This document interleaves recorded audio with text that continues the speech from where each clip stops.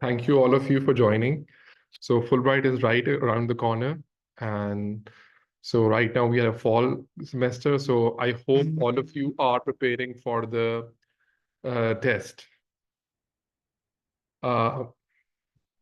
Just give me 1 second.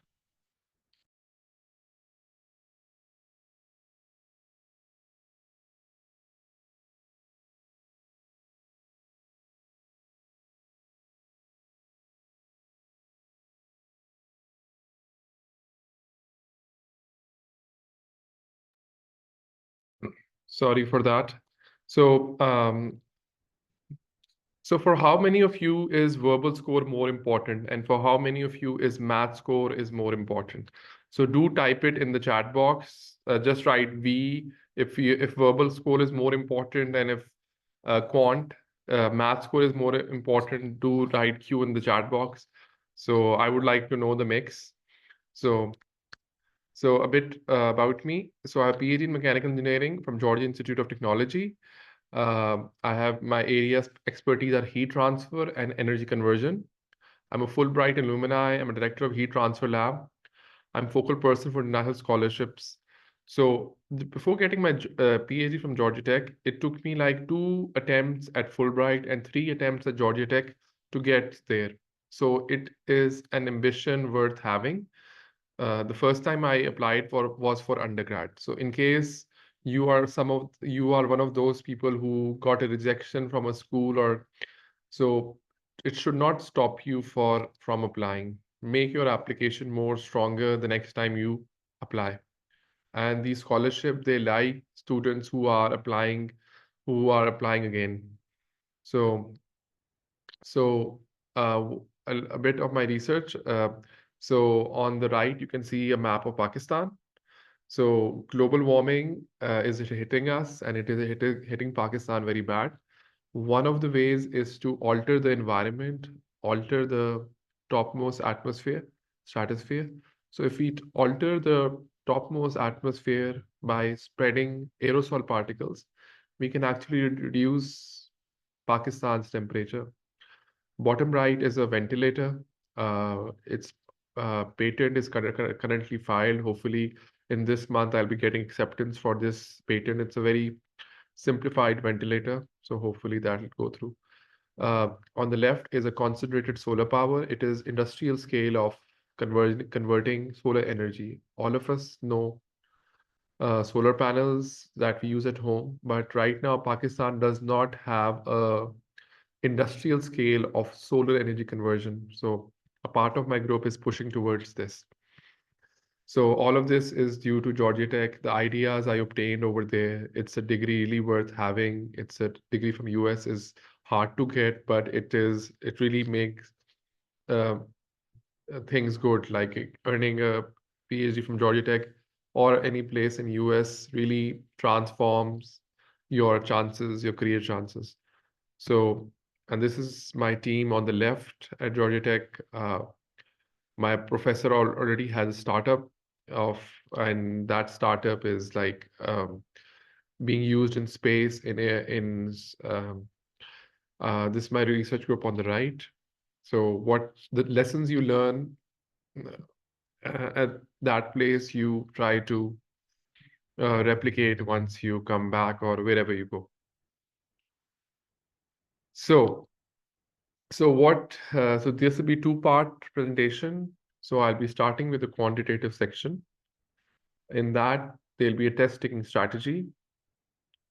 Then there'll be books for practice. So you may type questions in the chat box, and that'll be good as well if you do that. So Zainab has raised her hand. Zainab, yes. What question do you have?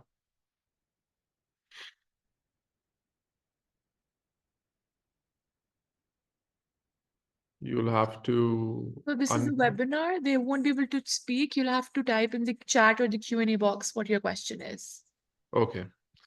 Zainab and Tarek, lower your hands and just type it in the chat box. Um, so, uh, intro to quant section, then the test taking strategy. Then we will be going over books for practice, questions, and what to do next. So GRE basically does what it tells how well we take the GRE exam. This is what it assesses. So it assesses how well you take the GRE, and that depends on just one thing: how familiar are you with the exam? How familiar? And your familiarity depends on practice. So in today's workshop, I'll be recommending few strategies, and I'll be recommending few strategies to prepare for the exam, how the next 3 months, 6 months, or 1 year, how can you plan it out?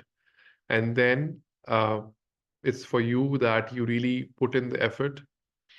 You don't need any extra classes. You don't need any extra coaching. There's plenty of coaching available. There's Khan Academy online. So there are plenty of resources for you to study yourself. You just need to put in the hours. You just need to assess what are your weaknesses. Okay. So Rida has responded that for both verbal and quant is important. So that is good. For even for you, if one of those important, like for engineering, maybe quant is more important, but you should put in the effort in improving your verbal scores as well. The weight of the quant may be more for engineering, but the verbal score also has its own weight. So you need to put in the practice for both the exams.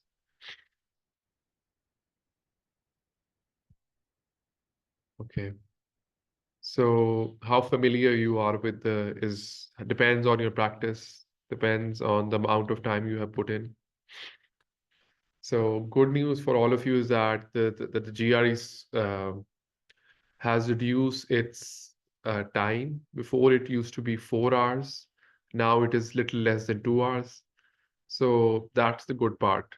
The bad part or the sad part is that even if they have reduced the time, you'll still get the same marks. Even if you were appearing like in the old test, you would got you will get the same marks in the old test as of new test.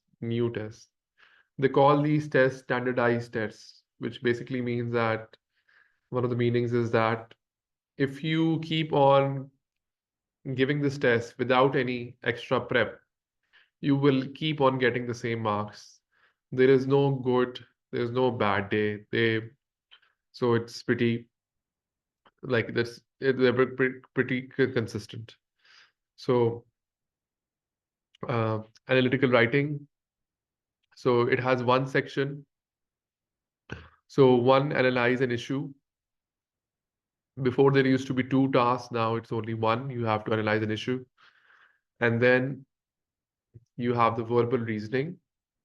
It has two sections. And one of the sections have 12 questions, the other has 15.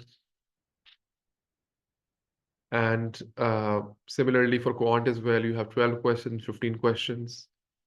And so this is the breakup. So uh, so so math questions consist of two sections of 47 minutes, having 27 questions. So 47 minutes with 27 questions.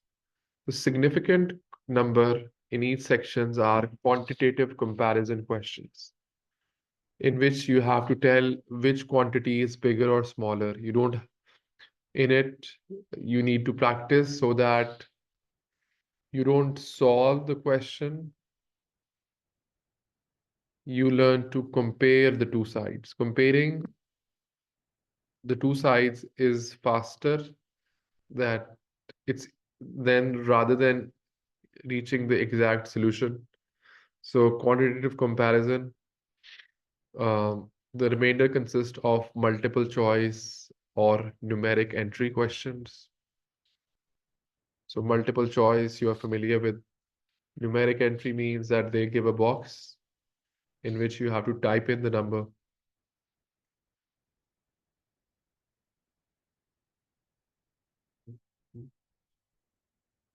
Um, okay. So on this test, your ability to carefully read the problems is very important. Your ability to read is the most important. Even for math, for English, definitely the reading is important, but even for math, your ability to read carefully and setting up the problem is 80% of the test of that question. So your setting of the problem is more important, and figure out how to set them up is more important than your ability to make calculations. So reading carefully is very important. Most math errors are result of careless mistakes caused by not reading the problem carefully enough. So most math errors are careless mistakes. So the most important instruction is read and copy carefully, read and copy carefully, read and copy carefully. So the first time you read a math question, you uh, read it carefully, and the second time you start reading it, you need to be start forming equations. Uh, Calculator use unless it's absolutely necessary. So the use of calculator, like similar to the calculator we have uh, in our laptops. How many of you have ever used, or how many of you have not used the calculator of your laptop? Please raise your hands.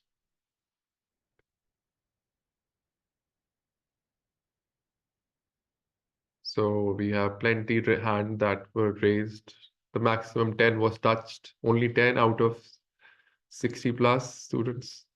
So it's useless. Like useless the calculator we have in our laptops because it's not user friendly. You have to punch in every number.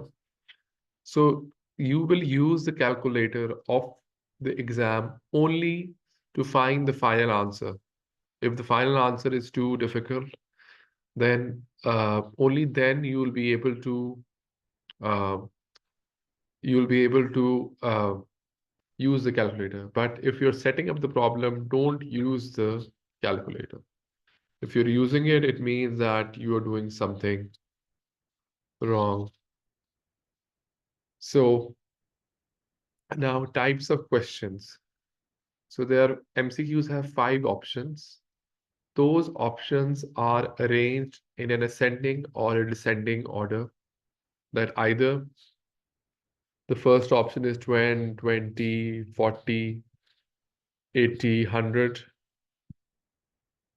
Either they are arranged in an ascending order or a descending order. So, um, so it has 5 options. So if you once one of the strategies of solving a question is that you substitute a number. So in case you have to do that, so you always start with option number C, that is at the in the middle. So that is one of the things that you do, that if you want to plug in numbers, you start with the middle option. After plugging in the middle number, you then are able to assess whether you need to go upwards or downwards in checking the answers. So as you uh,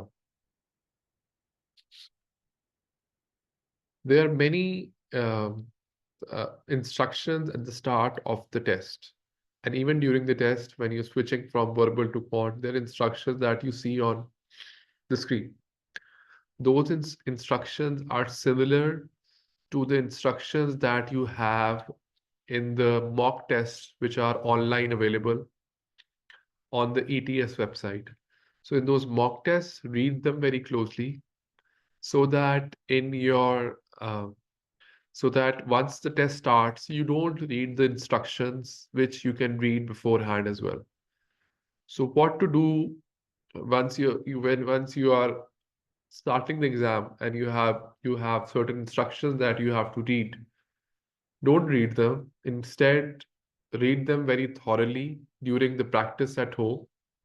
And meanwhile, when the time is ticking and you have those instructions, what can you do? Meanwhile, you can do few things. One thing that you can do is that you can write A, B, C, D, and E. Write this couple of times, like 6 or 7 times, write them. And as you get stuck, for example, now you are at question number 7 of your section, and you get stuck and you're solving and you're able to eliminate an answer choice, let's say B. So you write 7 next to that option, that row, and you eliminate uh, option number B. So rather than eliminating things in your head, if you're able to if you're able to see them on the page as well, that that is good for you to eventually find the right answer. Also, it is good if you want to come back to that question again, so that is good as well. The other thing that you can do during this time is write any formulas which you think might be you might forget or you think they are important. So one of those formulas are like this formula for finding the roots. This is the most difficult formula in this GRE. Like in terms of formulas, nothing is more like this is the highest difficulty level. So difficulty level in terms of the math is not that great when it comes to questions. So um, so this is how you find the roots of an equation. So so this is how you find the roots. Now, quantitative comparison question. So, uh, so there are other things as well that you can write. For example, prime numbers. First 10 prime number, the question of prime number will definitely come. So write down the first 10 prime numbers. Uh,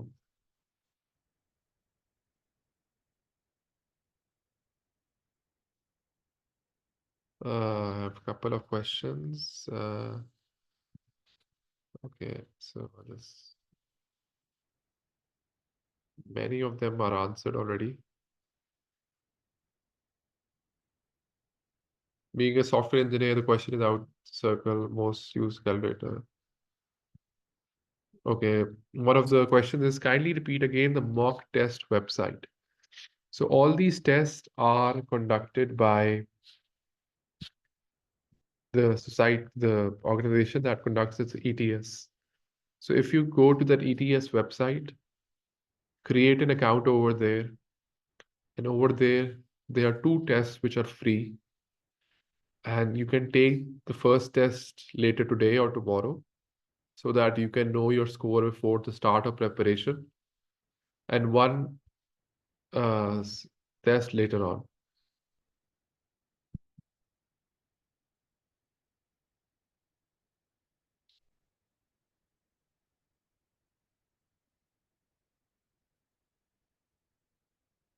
Okay. So one of the questions was, I finding it difficult to solve a question in 1 minute, 47 seconds. So don't look at that way. Don't look at the time. Just look at the areas that you need to improve. If you have a solid foundation, the speed would automatically come. Your solid foundation is most important with math or verbal. Speed will come. There are no shortcuts, there are no strategies, there are no easier way of finding a solution. So building a solid foundation is very important.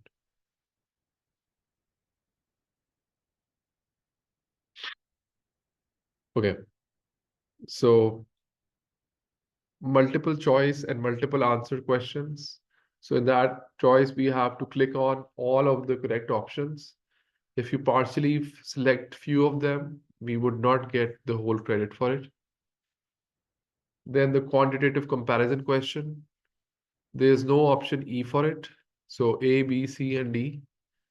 Like A means that A quantity is bigger, B means B is bigger, C means they are equal, D means that it cannot be determined. And so there's no option E. So if you have questions on both sides, so if you have questions, if you have answer choices A and B, and both have numbers on both sides, let's say on the left we have, and on the right, option number B, we have this answer choice.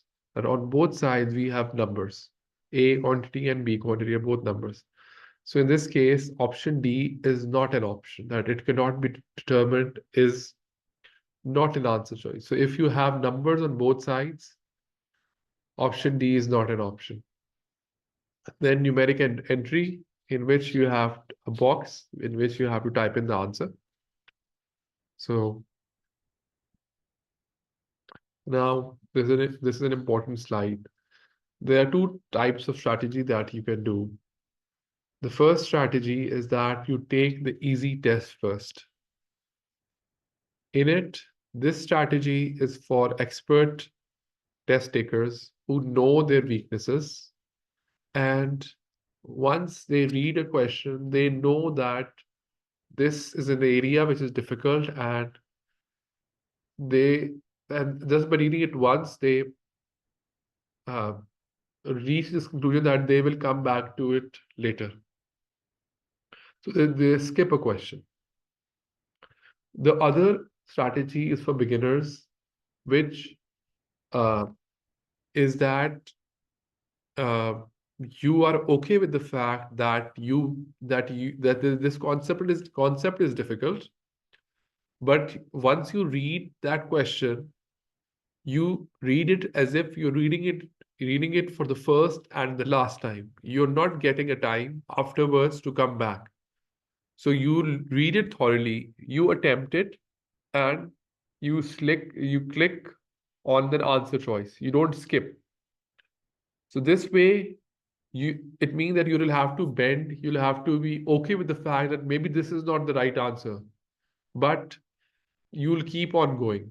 So if you reach the if so because the first strategy, if you start using the first strategy if you're a beginner, you'll skip one question, you'll skip second question, and then you'll be like, and I have to attempt all of them now.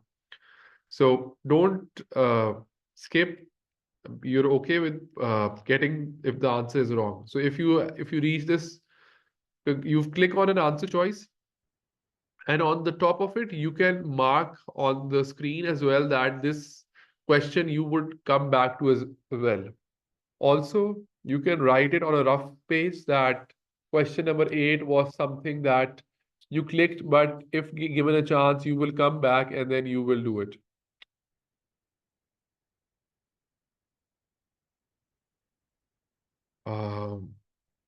Okay. So there's no negative marking. There's one question was there is no negative marking. And there's one comment on this acceptability of GRE for social sciences. So GRE requirement is that of the university that you're applying to. It's not ETS that is making it compulsory. It is the university requirement. So make sure the university you're applying to, the Fulbright you're applying to, you fulfill that requirement. Then is process of elimination. So process of elimination is POE, is that you eliminate the wrong answers. So if you are able to eliminate the wrong answers, you're in a better position to click on the right answer. Ballparking is approximating the what is approximation answer, and we vary of trap answers. Daily, thousands of students give this exam, and ETS is aware of the answer choices or the popular answer choices that they are there. So be wary of the trap answers. So you know, and you know more than you think, that is for sure. That this math is 8, 9 level math, not beyond that. So all of you have done it somewhere, but you need to practice it. And how to study, let the content sink, slow and steady wins the race. So so it's very important that you are able to understand it thoroughly. So give yourself a chance to let the content sink. So practice. That's the only secret to this. Uh, Let the content sink in. I'll give you an example that you take a test. I'll be recommending many books. So once you take the test, after you reach and you check your answer. So after taking the test, you have this grade that you took, that one was right, or you got two wrong, three right, and let's say six wrong. All the wrong answers that you uh, give, analyze them, identify the reason why they were wrong so that you can work on them. So if you took 30 minutes to take the test, give 30 minutes after the test to analyze your mistakes. Don't walk away from practice just by attempting. So analyzing mistakes is very, very important. So now we'll be just talking of math only. So basic math has 40%, which is math. Algebra is 25%, geometry is 20, data analysis 15%. So all the questions which have numbers only, you classify them as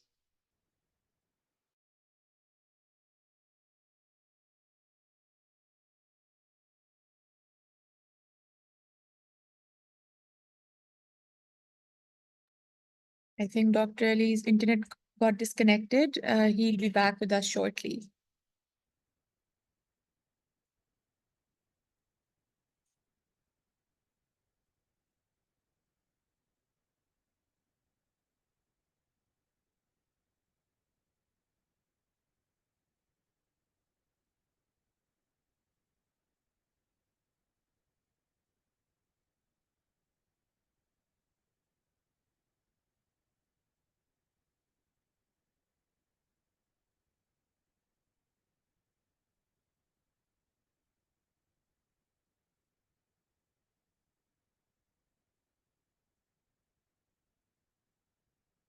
He'll be back with us in just a few minutes. For those of you raising your hands, just know this is a webinar, so you cannot talk. If you have any questions, please feel free to type them in the Q&A box. And I was seeing earlier that many students had questions about if Fulbright is GRE or GRE, if GRE is general GRE is required or subject GRE is required. I'm So for sorry, Fulbright, my computer, for some reason, it got shut off. I don't know what. Sorry about that. that's all right. We'll continue from right where we left off. This has never happened that my computer got. I'm unable to share screen at the. Okay, now I have. Okay. So a thing is basic math if it only has numbers, and if it has a variable, it has variable. It is algebra, and if it has some certain shape, it is certain shape. It has geometry and data analysis if it has graphs. So this is broad classification of the basic math. towards the end of your practice, you should be able to classify subtopics. Like inside basic math, there are several topics. You need to classify each question according which concept is there. So after rechecking your exam, you can highlight that this was a basic math question, and in that, the percentage problem was the difficult problem. So you can um, so all these questions, though math only weigh basic math is only weighing 40%, but all the other three questions eventually become a number problem. So having a solid foundation is in basic math is most important. It will help you in each of the other three parts. In terms of content, data analysis has the least content that you have to cover. And then second, on the second level, it is geometry. It has the second least content.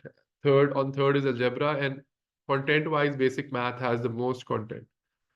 So if you're really short on time, so geometry and data analysis are certain areas which are easier to master as they have less content.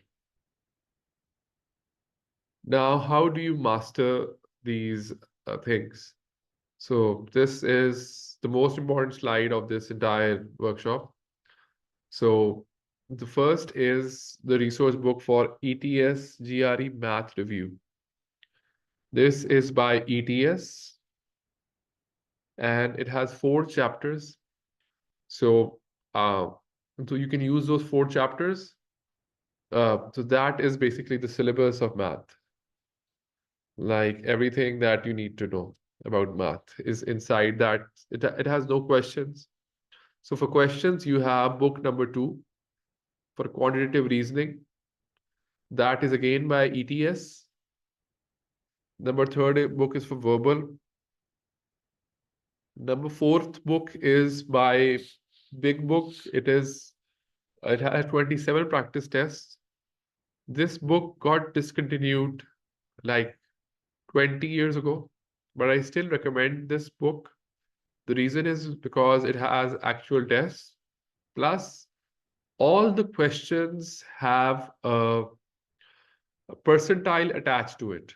Like at the back of the test, it will say option number 1, question number 1, the correct answer choice was C, and 80% got it right.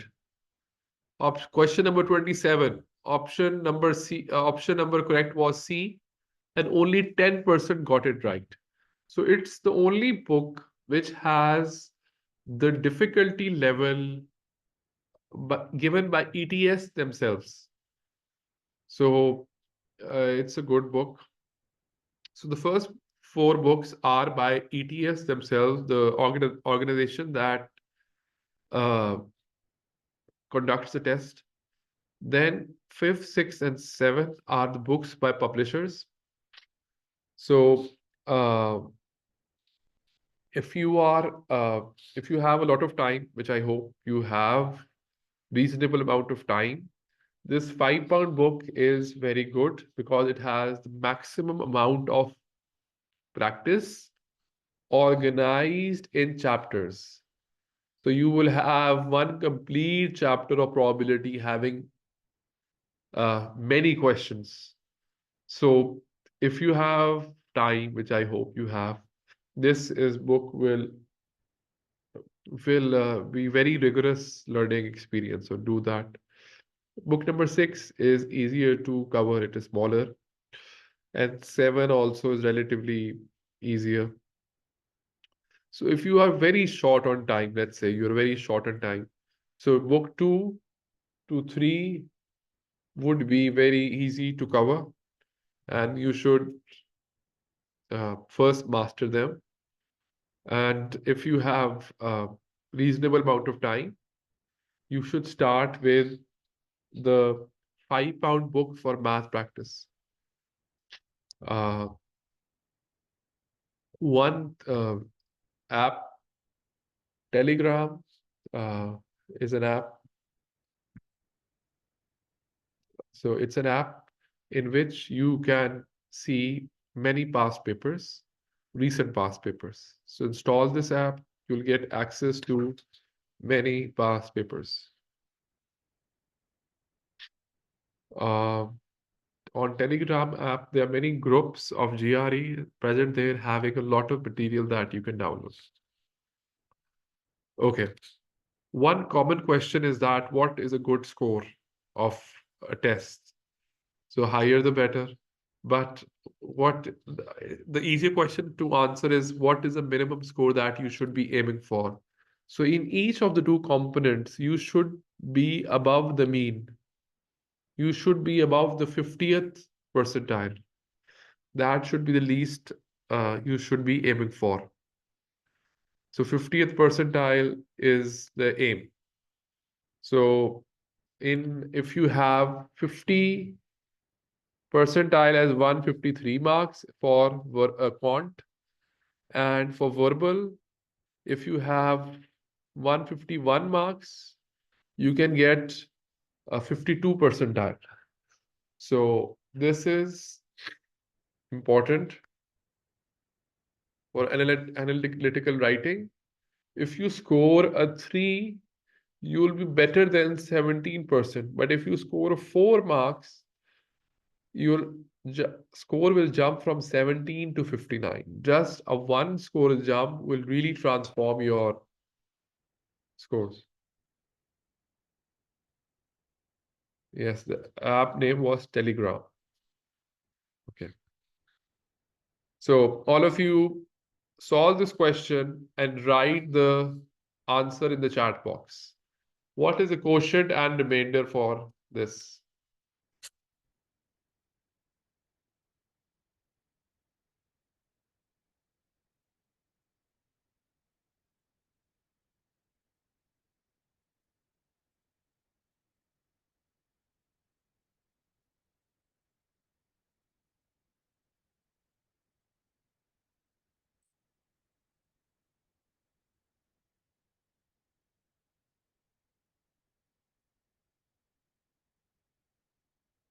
Okay.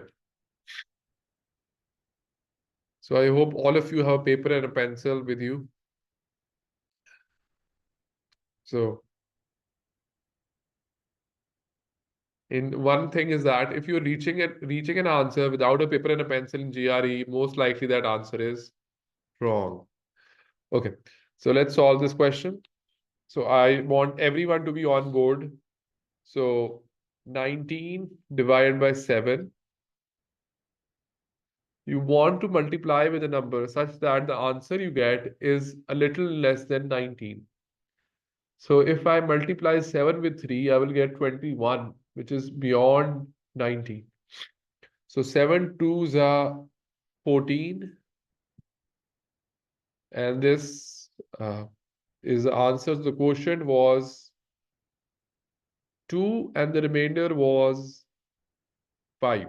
So well done. Most of you, or maybe all of you, got this right. So well done. Now the next question. Now solve this. Minus 73 divided by 10 and give the quotient and the remainder.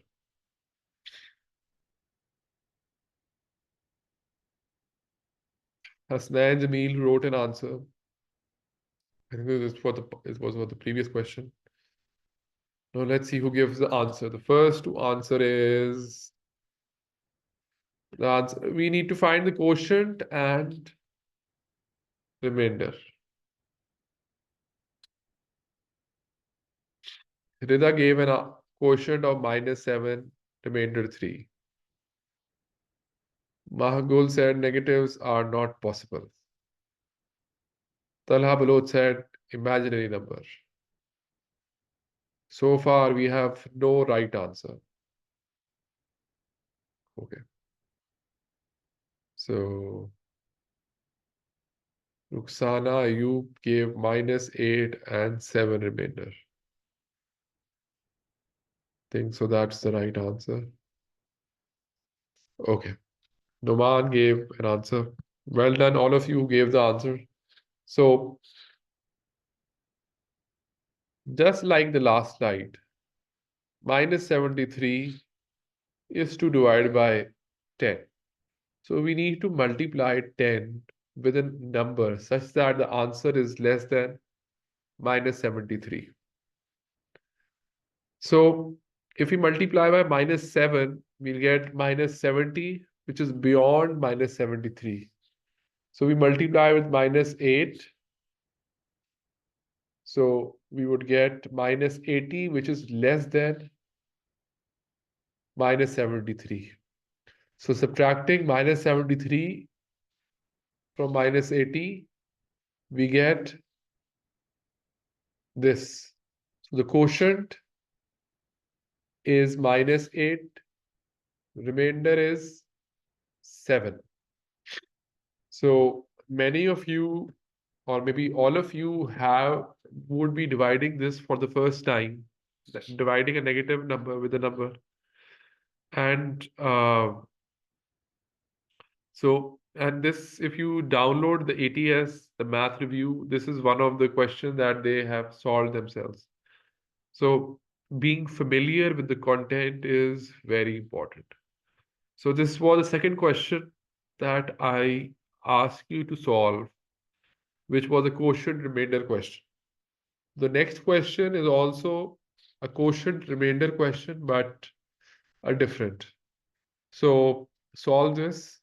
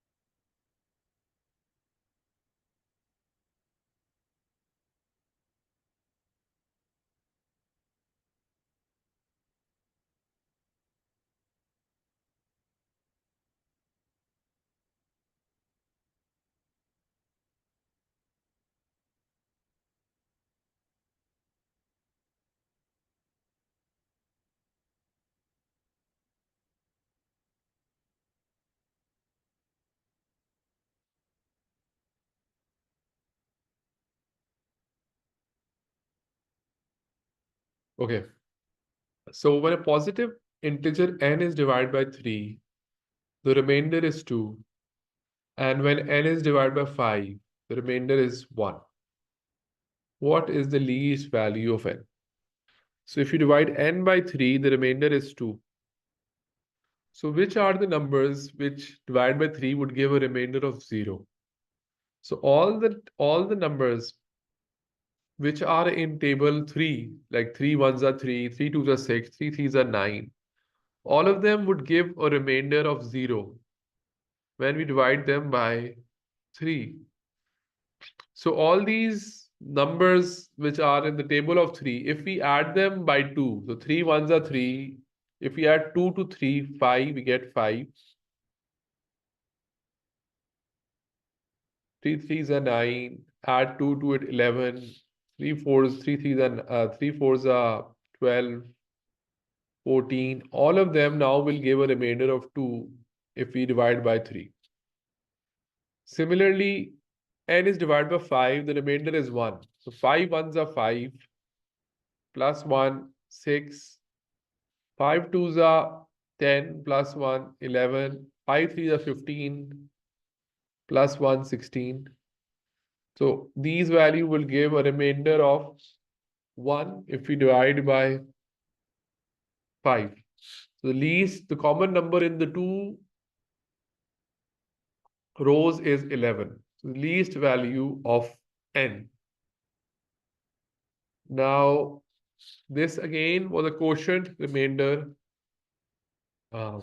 question. See how the variety of things they can ask from the same concept. Now giving you one more example of this. Before that, now yeah, this question. To solve this question,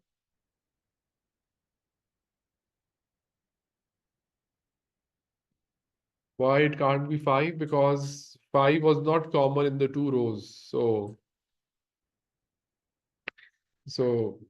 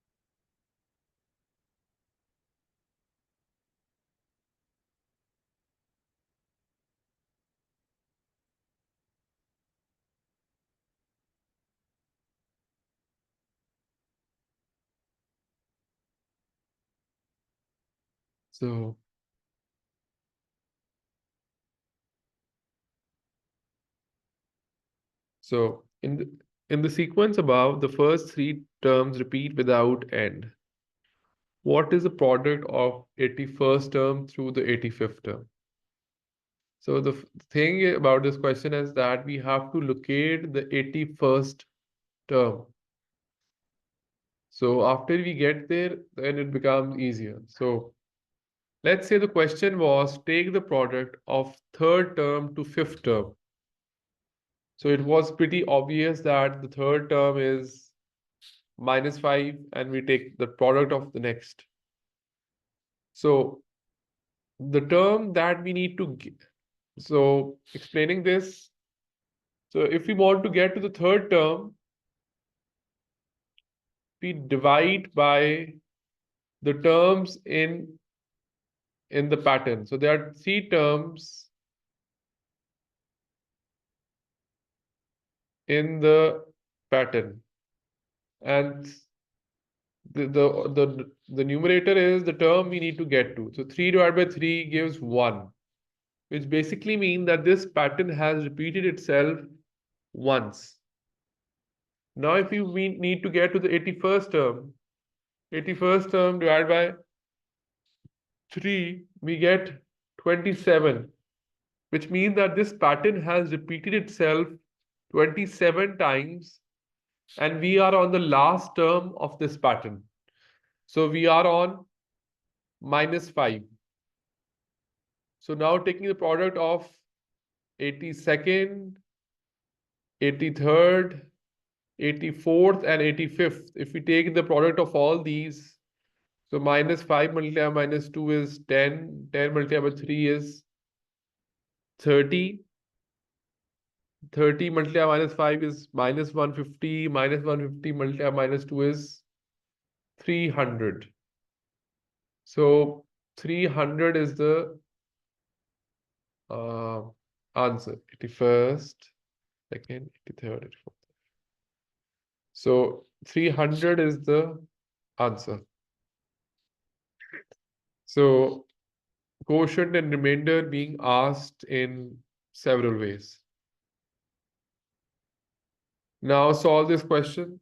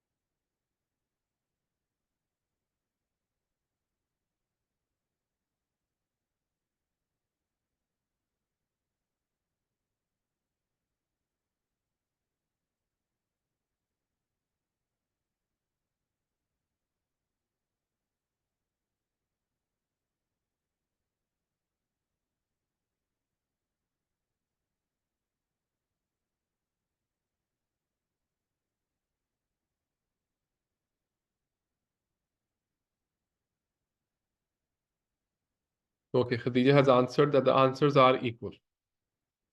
We have one answer.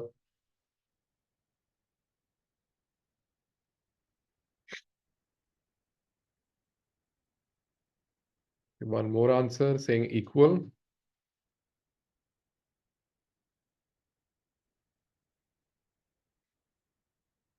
Okay.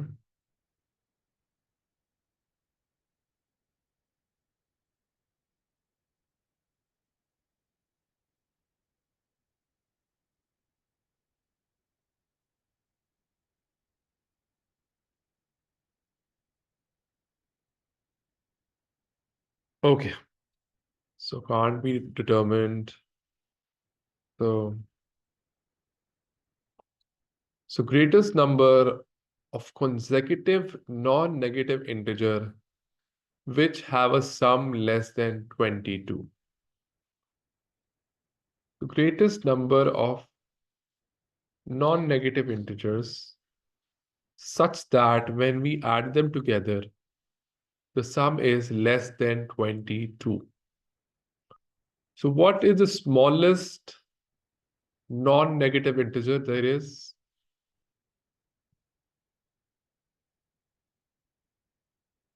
Can you write in the chat box, what is the smallest non-negative integer?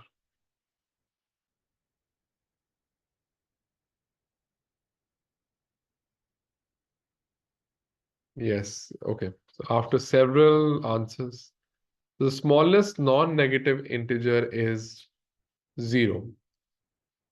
So it's an integer which is not negative. So we start, so 0 and 1 are very important integers when it comes to ETS. Their properties, knowing them, being careful around them is very important because they are tested a lot. So 0, 1, 2, 3, 4, 5, 6. If we add them together, 1 plus 2, 3, 3 plus 3, 6, 6 plus 4 is 10, 10 plus 5, 15. 15 plus 6 is 21. So some of them is 21. And these are 7 integers. So greatest number of consecutive non-negative integers, the sum is 21. And the sum is less than 22. So these are altogether 7 integers. So quantity A is bigger.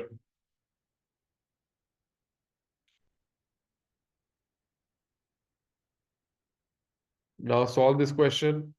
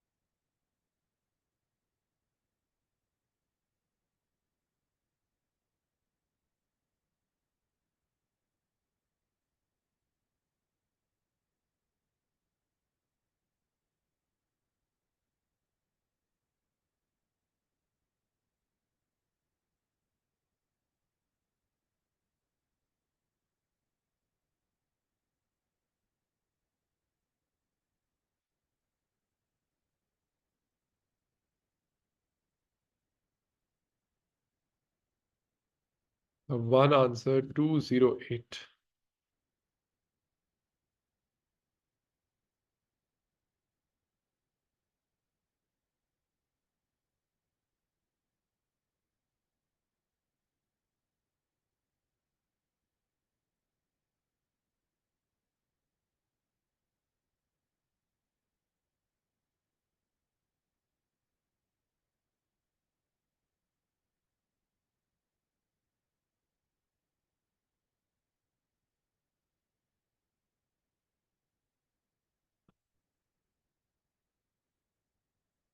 Okay.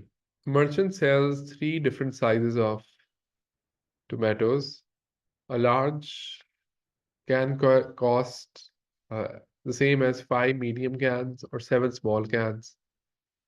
If a customer purchases an equal number of small and large cans of tomatoes for the same amount of money needed to buy 200 medium cans, how many uh, how many small can she purchase? So there are 3 types of cans. One large can costs same as 5 medium or 7 small cans, which basically means 5 medium equals 7 small. If a customer purchases an equal number of small and large, so let's say he purchases 9 and n small cans and n large cans equals to 200 medium cans. How many small cans does she purchase? So we have plenty of equations. Now solving them together. So instead of S, we would write 5m over 7. And instead of large, we would write 5m equals 200m. Now, dividing the entire equation by m, we would get, now adding them, divided by 5 as well, we would get 40 over here. Now,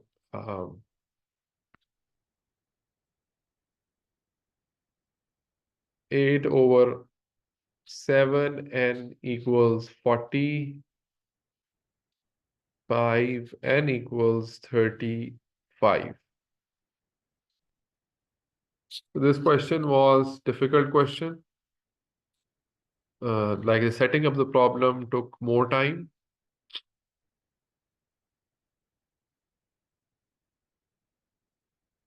Now solve this question.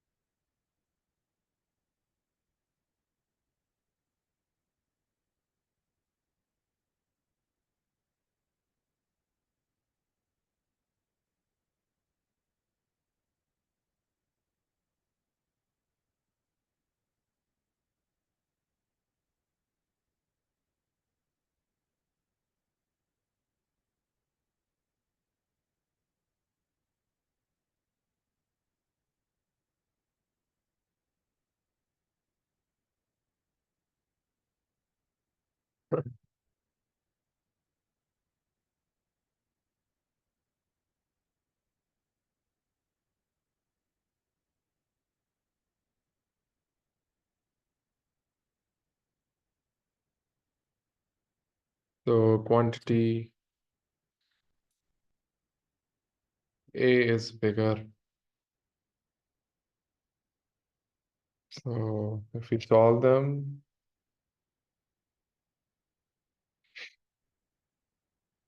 this will be 1 on the left-hand side. And on the right, we have square root of 64 is 8.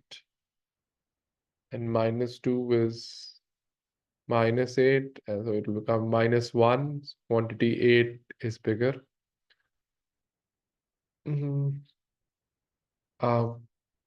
Now, before square root, there's no, this is not mentioned, plus, minus. So we consider only the positive square root of A. Because, so we only consider the positive. if the sign positive and negative are given, then we would consider both the roots of 8.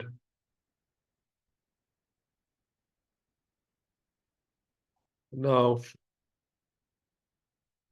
this question, this is a very popular question, a rate question, which is very common.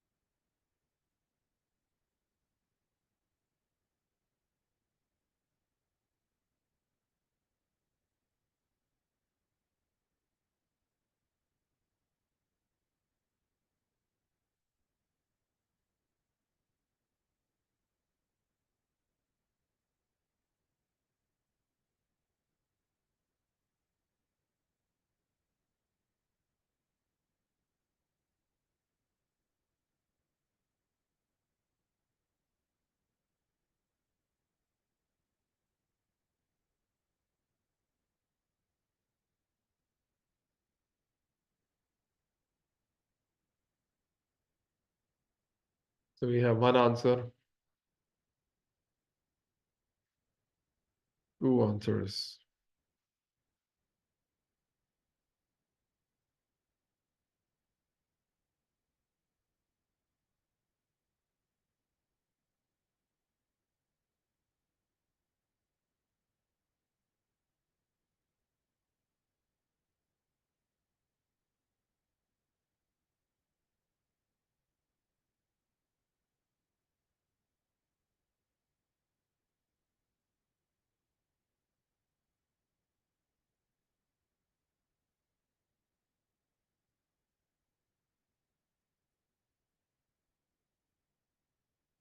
Okay, Ji.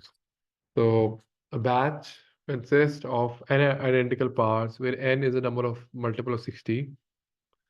Working alone at its constant rate, A takes 3 hours to produce the uh, batch of parts. So machine A takes 3 hours to make n parts, and in 1 hour it produces n over 3 parts. The B machine takes 2 hours to complete the parts, and in 1 hour it finishes n over 2 parts. When A and B work together, they take, let's say, X hours to finish n parts, and in 1 hour they finish n divided by x. So this n divided by x equals sum of individual rates. So n over x equals n over 3 plus n over 2. So if you solve for this, it will come out to be x equals 6 over 5 hours. So many of you got it right. So now we'll solve this question, and after that we'll be switching to the verbal part. So before solving this question, I would like all of you to know this, that this is a normal distribution In the normal distribution, half of the data is above the mean and half is below the mean. So mean, above the mean, the spread is mean plus 1. It is true.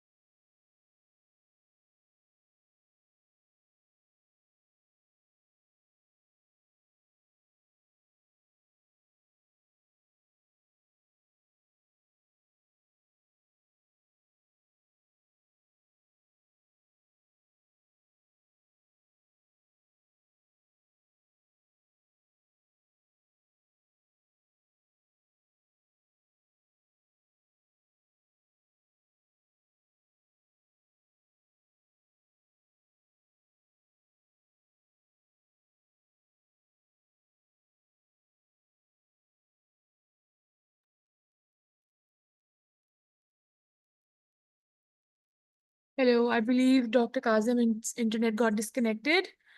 Uh, Let me check with him and he'll be back shortly.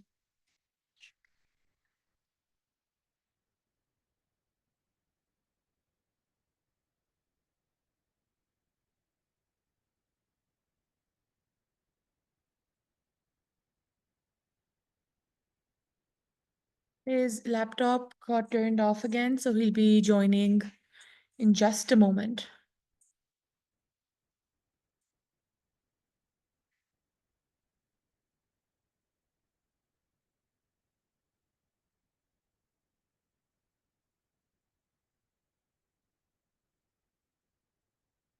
I'm sorry, my laptop, I don't know why it went off.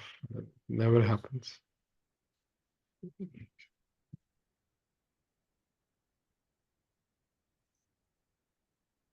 Yeah, I'm trying to, can you enable screen sharing? Yes, sure. Just a minute. Yes, you should now see it. So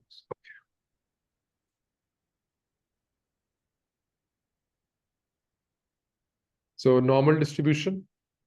So half of the data is above the mean and half is below. And this is how it is distributed, the data, that 34% of the data is between mean and 1 standard deviation.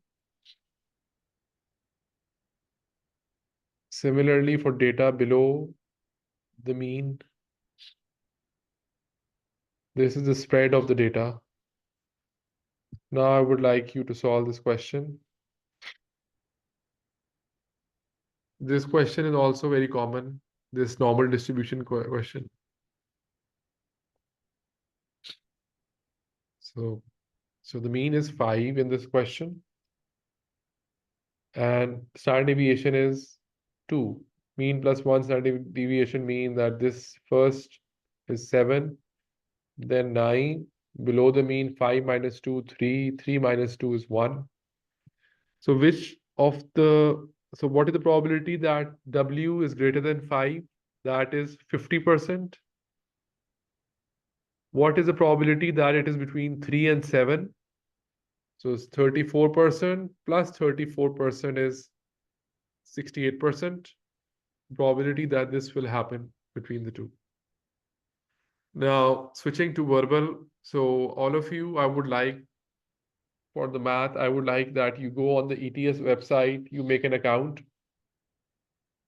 then you do the power prep test, which is free, available online. After you log in, know your score, write down your score. Visit USEFP's YouTube page. It has many material that you can use. Then this one strategy is that you spend 30 minutes to recheck and identify your weaknesses from the big book and one chapter per day from Manhattan. These are things that you can do.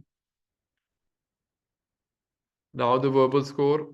So the in this section, intro to verbal section, how to build vocabulary. Vocabulary is the most important. Over the period of time, the weightage of asking direct vocabulary questions have decreased significantly, but still having a strong vocabulary is very, very important. Then the three types of questions: reading comprehension, text completion, sentence equivalence, what to read, what to do next. So scoring, now the roughly breakdown of the test, that reading comprehension has the most questions, followed by text completion and sentence equivalence. So screen is not shared.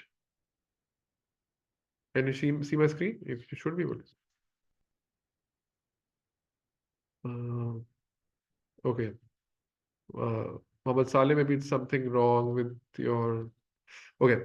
So reading comprehension has the most weightage. So that is the good part, that the right answer is right in front of you. You just have to look for it. Then text completion and sentence equivalence. Uh, Different tests, the official guide to GRE general test. Then the verbal reasoning practice question, the 27 practice test. Word smart, 1400 plus words is what you can use for practicing. So the first four books, the first three books are from GRE, ETS themselves. The fourth book is by Princeton, Word Smart. It has 1400 words, which is a must. You remembering these words is absolutely necessary. Like this is the minimum words that you need to know to sit in the exam. So make sure that you do purchase this book or download this book, Word Smart. That's the minimum number of words that you need to know. So how to build vocabulary? The best way is that you read and you make your own. As you read, you make your own flashcards. So use it, make your own flashcards. On one side of the flashcard, you write the word, and on the other side, you write its meaning plus a sentence to remember it. So make your own flashcards. Then from where to read. So Economist, Atlantic, Nautilus, the New Yorker. Arts and Letters Daily is a collection of all these journals. So if you go on Arts and A&L Daily or Arts and Letters Daily, you will you on weekly basis you will get an email having different articles from these publishers. So that is one way of getting freely those articles. Otherwise, on these other pages, you would have to pay. So Arts and Letters is Daily is free. So subscribe to it and read the content that is there. Make your own flashcards, have a sentence on the back. So reading and comprehension, that is one type of question. So the paragraphs typically from 1 to 5 of varied topics. It has MCQs, select all that apply, and select in passage the right answers, that you have to click inside the passage the right answer. So these are the instructions that you see at the beginning of a paragraph. Just read it now.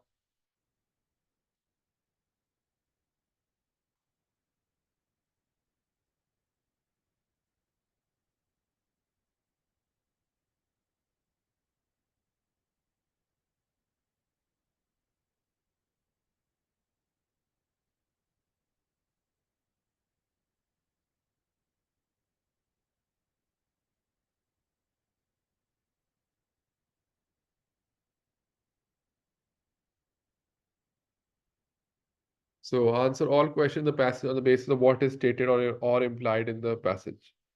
These are the instructions. So they will never ask for your opinion. They would always ask, what does the author say?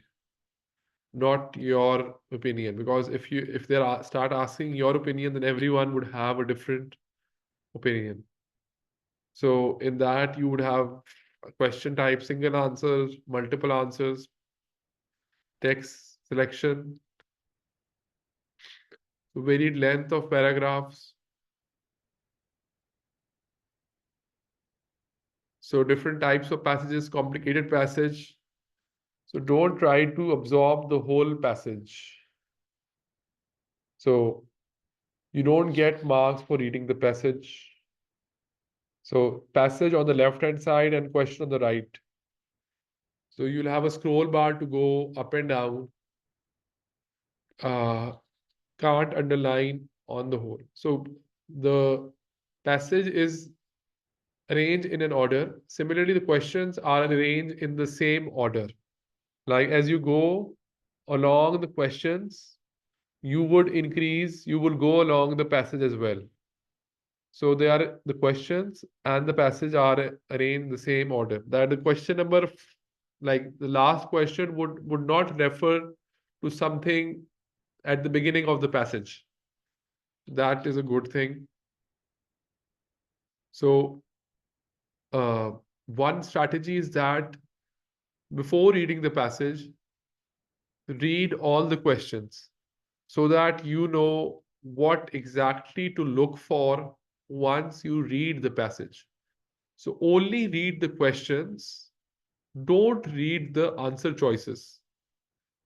And the purpose, as you read the question, is A, to know what you have to find when you're reading the passage. B, to find the structure of the passage. How is the passage arranged? So read the questions so that'll be easier to do. Uh, uh, Similarly, in one of the questions, always there is that what is the meaning of a particular word in the passage? So you can highlight that word as well. Like you can write it down that once this word comes, when you start reading the passage and this word comes, I'll be more careful. So read less and skim more. That this technique is more for expert readers uh, who are very fast readers. For beginners, you have to read everything as if you're seeing it for the first and last time. So I'll come to a bit in slide that how can we know what to look for, what to read. Now understand what each question wants you to do. Find and paraphrase the answer. So once you read the question, before reading the answer choices, paraphrase the answer, like think of the answer that should be the answer choice.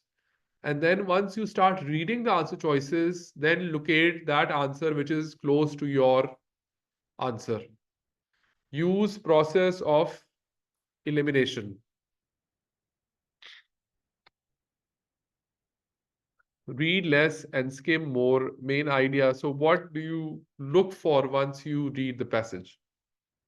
Main idea of the passage, structure and tone. So these are the three things that you are always looking for once you're reading a passage. Main idea, structure, tone.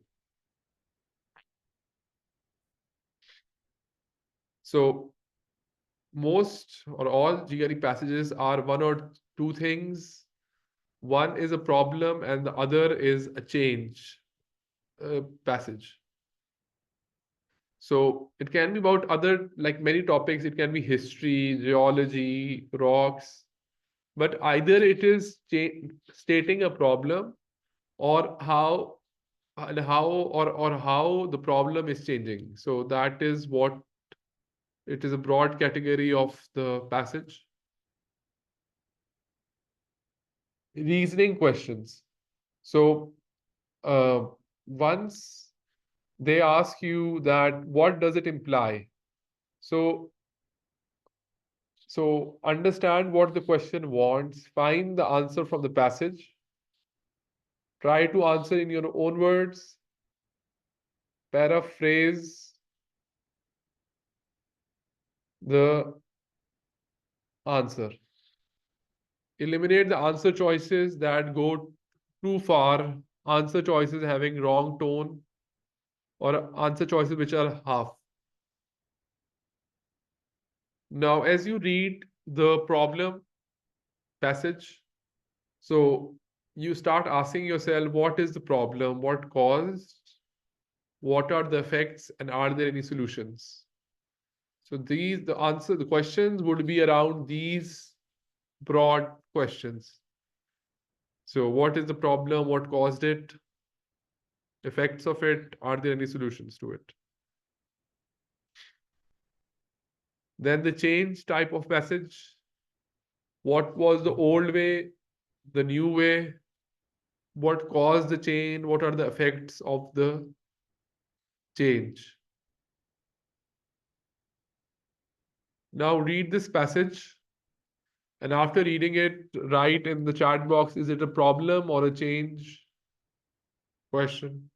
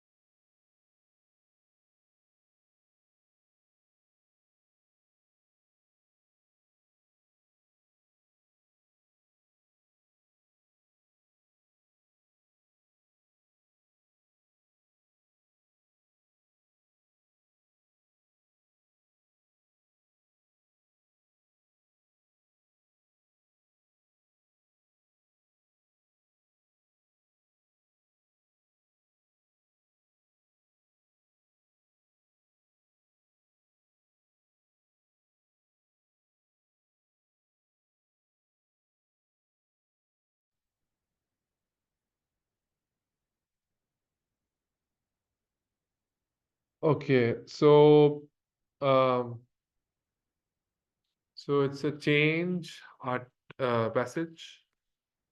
So now, um, so again, a technique to read the passage. So good thing is that it's an open book test. Or you're looking at the answer choices; they're right in front of you. So once you're reading it, so eye towards structure. Beginning, read slow. At the beginning, once you're reading the passage, and as you read along, you pick up speed. Pretend that you like the passage. I think that is true for the entire test. Pretend that you like the test and it's enjoyable. Going in with a positive mindset is very important. So pretend that you like it's right in front of you. You have the answer choices. You just have to find the best one. Okay. So now read this question. Read this before I'll just show you the questions. So read the questions first. Purpose of the passage, and each of the following is mentioned except. So author is most likely to agree with which of the following observations. Which of the following can be inferred from structural signature? So structural signature is important word. So main idea of the passage, structural signature. So now read this.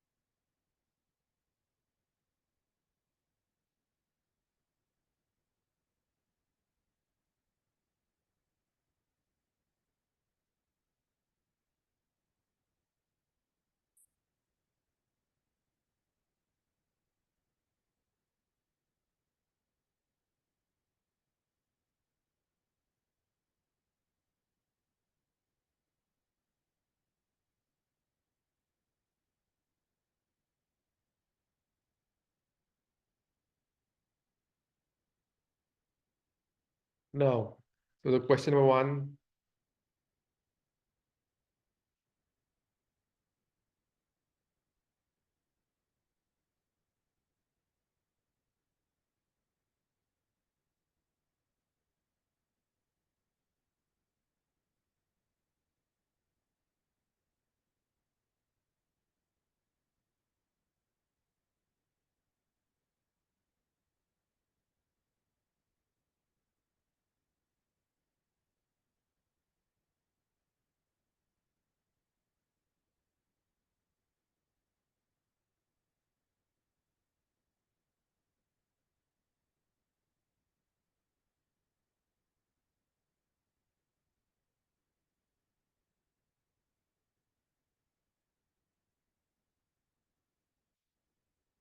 Many of you got it right. Explain the value of attributed to Japanese sword. Then the next question.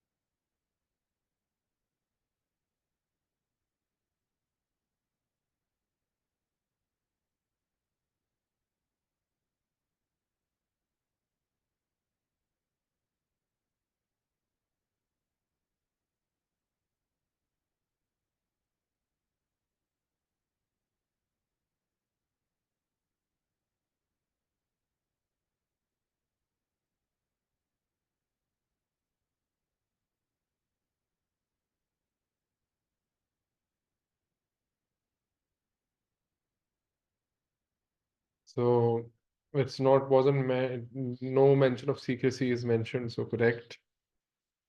Next.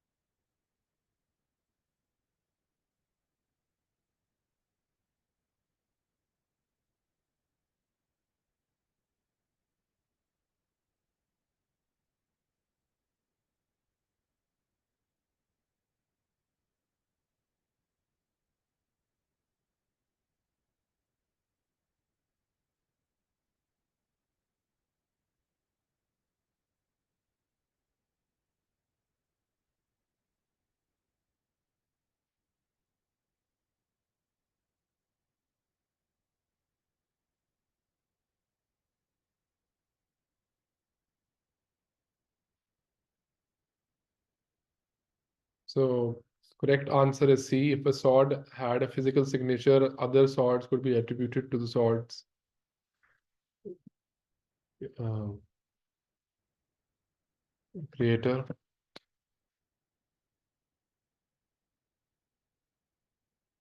Last question.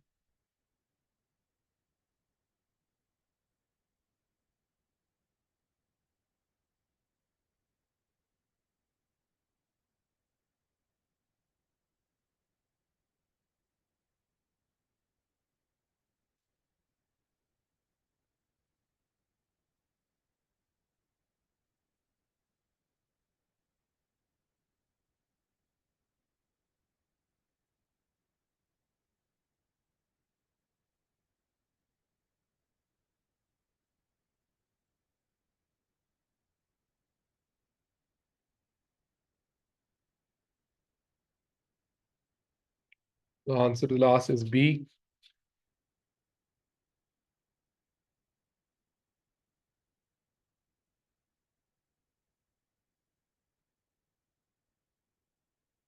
Now read the questions first. Purpose of the passage. It can be inferred.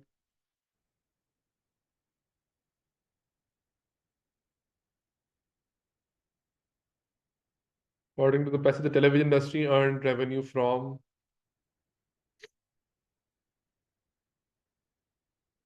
Select the sentence that provide factual evidence.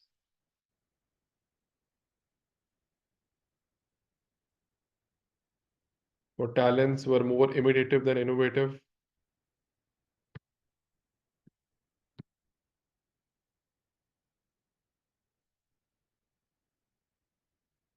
Now read the passage.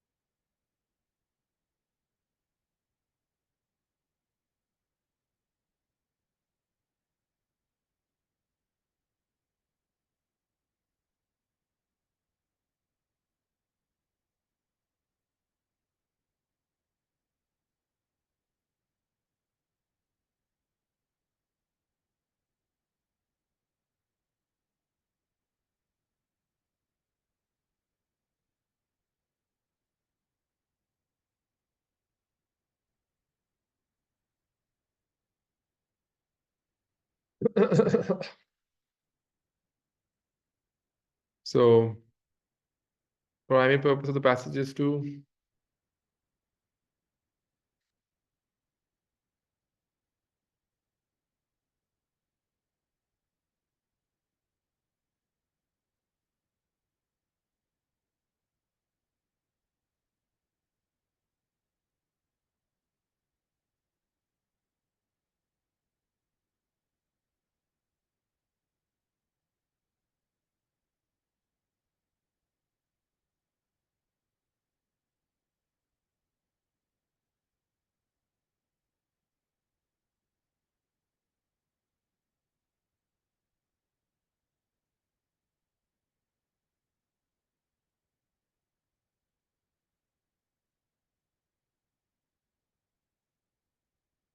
is correct. One is E. Now the next question.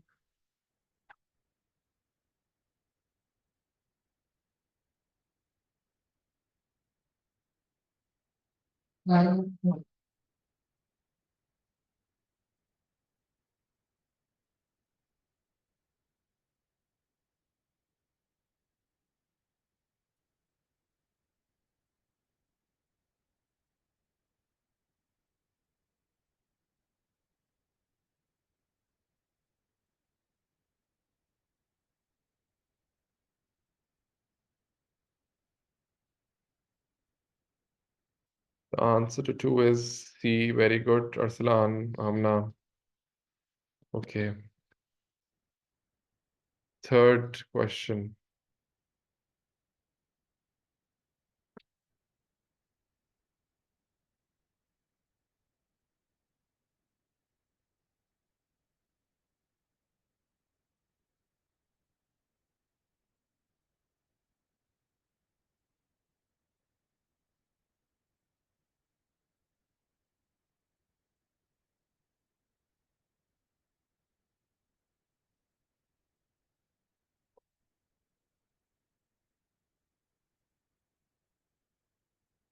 Third is B.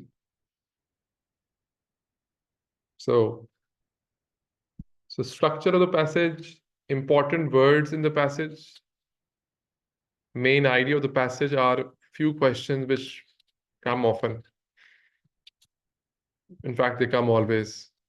So now text completion directions. So these are the directions at the start of text completion. So just remember them.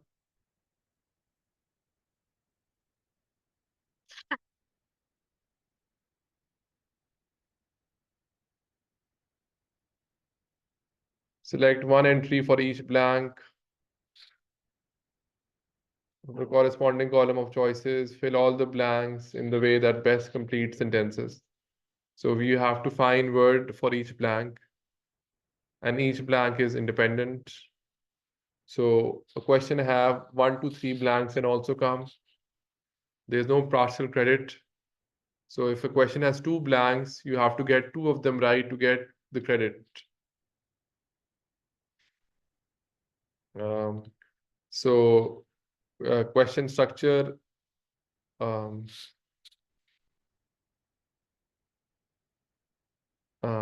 Solve this question. Now, before reading the answer choices, think of the answer choice yourself.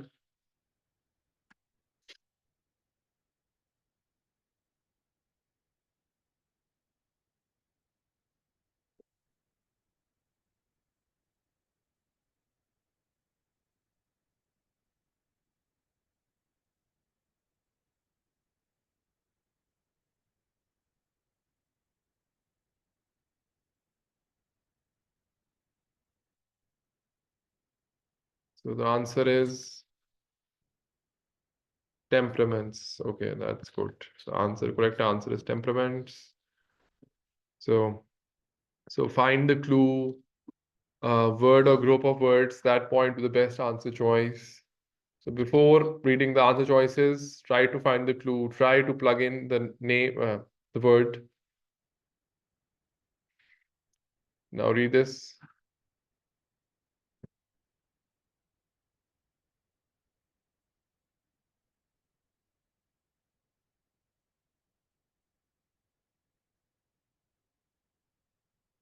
Now, by reading the statement, we can see whether the answer choice should be positive or negative. So find the tone, see whether the tone of the blank changes positive or negative.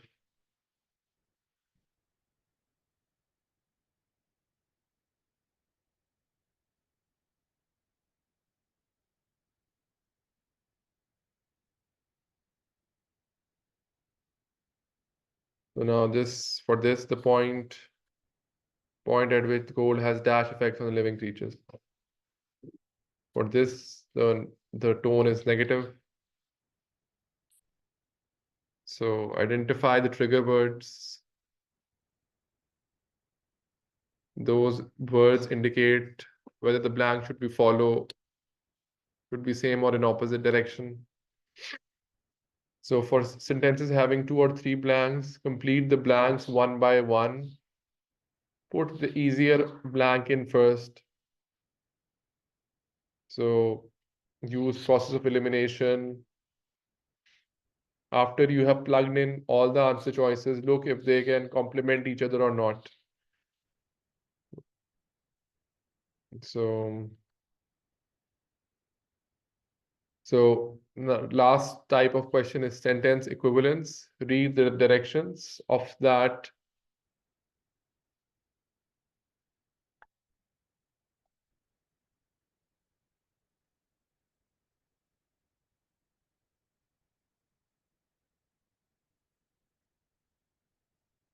Solve this question.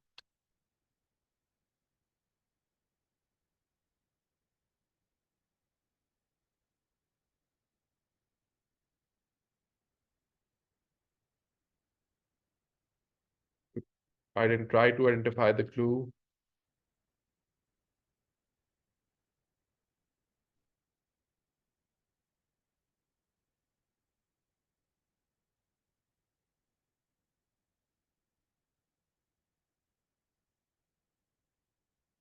Precarious is the correct answer choice. Now, the best way to remember meaning of words is by remembering the word roots. The book I recommended, Word Smart, has many roots that are mentioned. Greek roots, which helps us to identify the word. So, like monos means one. Uh, so by identifying the roots, we can know the word meaning. Um, so solve this question.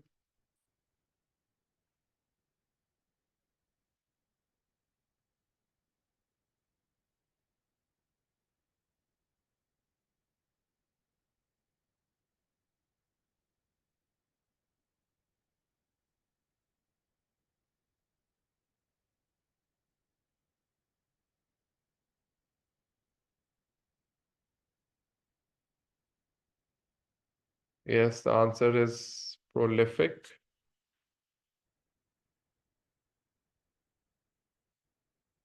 And celebrated. Celebrated can also be the right option for this. So what do you do next from here?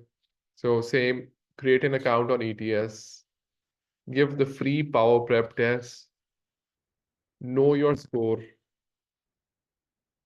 Then there are many other guidelines available on Khan Academy or on USEFP's YouTube page.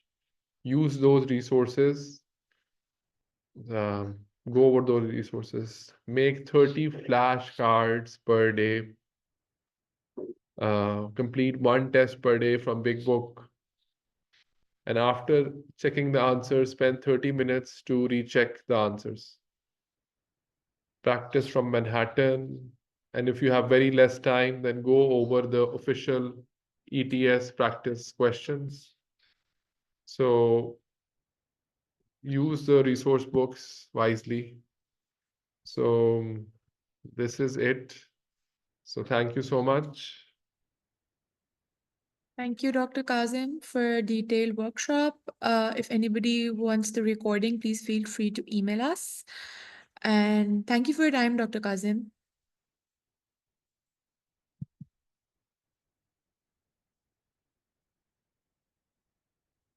You all have a wonderful rest of your day. I saw some students having questions.